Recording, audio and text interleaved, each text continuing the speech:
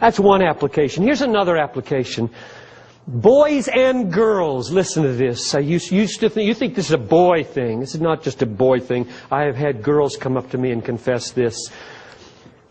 For love's sake, say no to pornography. I'd love to do a whole weekend on this with you sometime, but it probably should be separate groups, boys and girls separated. We'd do that sometime on how to battle this thing in your life. But I'm just saying tonight, for love's sake, for the love of your future spouse, I can tell you how much horror is going on at our church right now in marriages because some men and some women are hooked on pornography, and they got hooked at age 14. And now they're 29, ruining their marriages. And they cannot get free on this thing. And so for the sake of love, the solution to this problem, guys and gals on the internet, the solution to this problem is not duty. Okay, you're not supposed to do this. I won't do this. Duty, that will fail. You know it will fail. It has failed.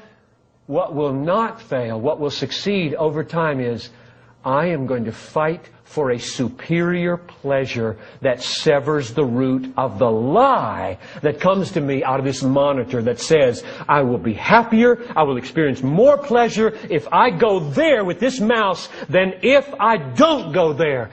There has to be a superior pleasure, a triumph over lower pleasures by higher pleasures. So one of the goals I'm hoping will come out of this weekend is that we are increased in our ability to cultivate deeper, higher, longer pleasures.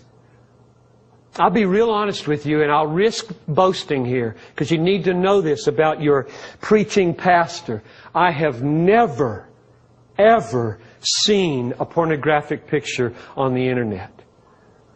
And I haven't looked at a pornographic magazine since I was 16. And I found a Playboy at a laundromat one time and hid it so I could keep looking at it for a while. I only say that because the battle can be won. I'm not perfect in my head. And I've got plenty to do in my heart. But God has enabled me to sit in front of a computer hour on end, knowing I could go anywhere I want, see anything I want. There's no guard on my computer. And I think about my King Jesus. I think about being able to look all of you right in the eye and be a faithful shepherd. I think about wanting to have Matthew 5:8 fulfilled in my life. Blessed are the pure in heart, for they shall see God. Knowing if I can't see God clearly in the Bible, I can't minister anymore with power. And if I defile my mind and my heart with picture after picture after picture, I will not be able to see God clearly. And if I can't see Him clearly, my joy falls. If my joy falls, I am a sitting duck for every sin that comes along. I tell you, the Bible does not say cut off your hand and gouge out your eye rather than lust for nothing. This is war. And the main place to fight the battle is not by making a list of do's and don'ts.